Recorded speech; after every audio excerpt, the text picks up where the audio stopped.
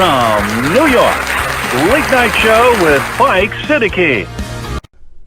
Assalamu alaikum and welcome to the show. My name is Faiq اظہار حسین صدیقی. صاحبوں میں کئی دفعہ یہ بات آپ کے سامنے رکھ چکا ہوں کہ ہندوستان کے مسلمانوں کے لیے ہر آنے والا دن ان ایکسپیکٹڈ صورتحال لے کر آئے گا، نئے چیلنجز لے کر آئے گا. آپ کو ذہنی طور سے تیار ہونا چاہیے. آج پوری دنیا آپ کے ساتھ ہونے والے مظالم کو دیکھ رہی ہے. اس کی وجہ یہ ہے کہ آج سوشل میڈیا کا دور ہے، سٹیزن جرنلزم ہو رہی ہے، اے آئی کا دور ہے، یہ 5th جنریشن وار، سائبر وار، اس کا دور ہے. تو انفارمیشن 1 منٹ میں دوسرے کونے تک پہنچ جاتی ہے. دیکھیے، جس جینوسائیڈ کی تیاری یہ ہیٹ مونگرز، بی جے پی، ہندو پریشد، شیو سینا پریوار، یہ سب والے سب شامل کر رہے ہیں، ان کو ایک بات سوچنی چاہیے کہ یہ وہ دور نہیں ہے جب جرمن نے ہمارے یہودی بھائیوں کے ساتھ یہ جینوسائیڈ کیا تھا. یہ وہ دور نہیں ہے. اس دور کا کمیونیکیشن کچھ تھا، اس دور کا کمیونیکیشن کچھ اور ہے. اس دور کی جو تھی تراکیب کچھ اور تھیں، آج ڈیمانڈز و تراکیب کچھ اور مختلف ہیں. اچھا، یہ کوشش ضرور کریں گے لیکن اتنا آسان نہیں ہے.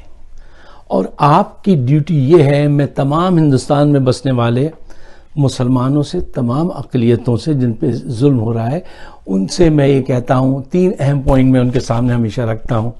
دیکھو، پوائنٹ نمبر 1، خود کبھی کسی جھگڑے کو انیشیٹ مت کرنا، کسی پہ حملہ آور نہ ہو، ایک چیز.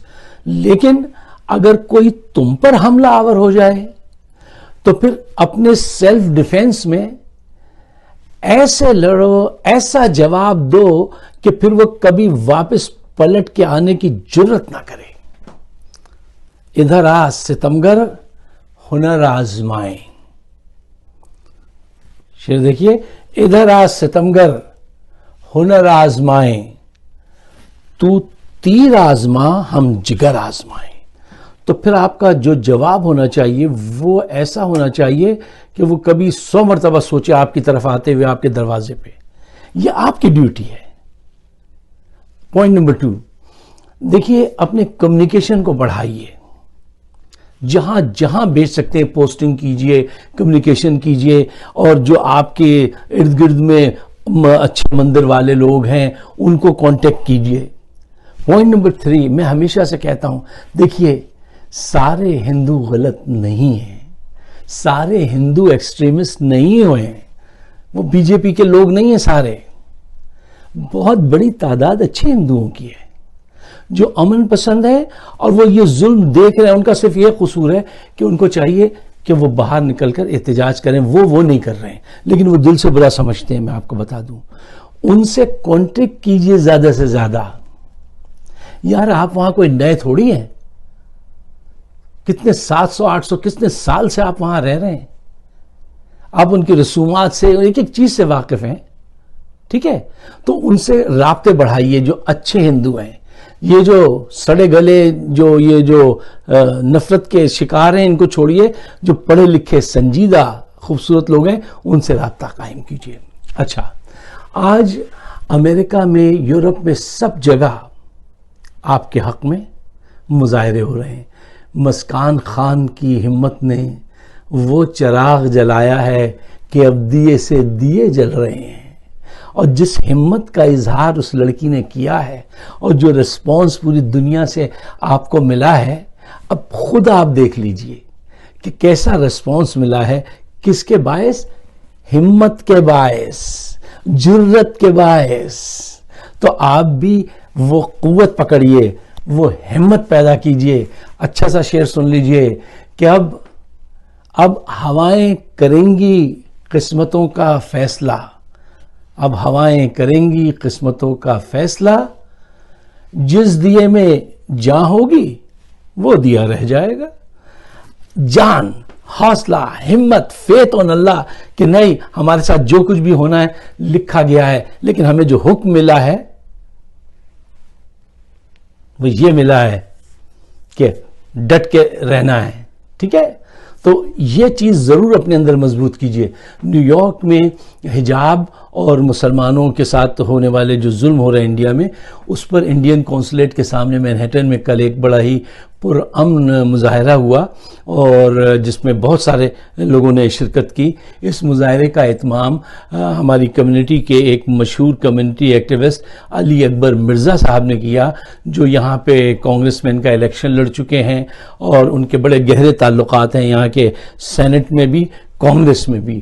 اس کے ساتھ شامل تھے اکنا یہاں کی ایک آرگنائزیشن ہے مسلمانوں کی, وہ اور جناب امام ہمارے حافظ ظفیر علی صاحب الفلاح فاؤنڈیشن کے وہ تھے, ایک شیعہ عالم دین سے امام سخاوت سندرالوی صاحب بھی تھے, اچھا یونائٹڈ نیشن سے جناب شوکت جعفری بھی تھے, خالد گلگتی بھی تھے, وسیم سید بھی تھے, معاوض صدیقی اور شاہد کامریڈ کے ساتھ آغا صالح صاحب بھی موجود تھے, جو یہاں پہ کمنگ الیکشن میں گورنر کا الیکشن لڑنا چاہتے ہیں. تو سارے وہ لوگ موجود تھے جو یہاں کے گورنمنٹ میں, یہاں کے پولیٹیشنز میں اپنا ایک مقام رکھتے ہیں, وہ سب لوگ تھے اور ہماری بہت ساری بہنیں بھی تھیں. اب یہ آپ ویڈیو دیکھیے. اور We are here to show our support, solidarity with the minorities of India, particularly the Muslims. And what has happened in Karnataka, that was not an accident. It is a planned campaign which is taking place in India and moving towards a genocide. And the man who was the chairman of Genocide International, he said genocide always take place with 10 steps. And they have completed 9 steps in India, and they will start with Kashmir and then they will go to other parts. So everybody should be very careful. And now on the 9th stage, they are snatching the head scarves from the head of a Muslim girl. That's a manifestation, indication that they are getting strong. The hate mongers, they are getting strong, and innocent, naive people, they are losing their balance. This is the time for the people of conscience to come forward and play their vital role for the justice. That was we are here tonight, this afternoon. Thank you very much. And what about the Kashmir? Kashmir is the most essential part. That's a fundamental part of the Muslims of India, and that's the flashing point for the world. In this world where we are breathing right now, and we are not putting right attention towards Kashmir. If, believe me, if you solve the Kashmir problem, the rest of the problem will solve itself. You know, and we are not solving that problem, and one day throws a measure, you have to go in front of Allah subhanahu wa ta'ala, and he will ask you at that time, where were you? You know, what is the name of that Imam Shariati, Dr. Shariati from Iran? He once said, beautiful, Urdu میں انہوں نے بولا کہ تاریخ کو اس بات سے کوئی غرض نہیں ہے کہ جب تمہاری ضرورت تھی تمہیں بلایا گیا اور تم نہیں آئے, تو اس وقت تم کسی طوائف کے کوٹھے پہ تھے یا مسجد میں نماز پڑھ رہے تھے. اگر تم اس وقت نہیں آئے تو تاریخ اس بات کو ٹھکرا دے گی. حق کے لیے آنا پڑتا ہے. تم نے کیا اسلام سے کیا سیکھا؟ اسلام قوت دیتا ہے, حسینیت میں قوت دیتی ہے, تو کس بات کے لیے دیتی ہے؟ حق کے ساتھ کھڑے ہونے کے لیے. حق کا وقت ہے حق کے ساتھ کھڑے ہونے کے لیے. Thank you so much.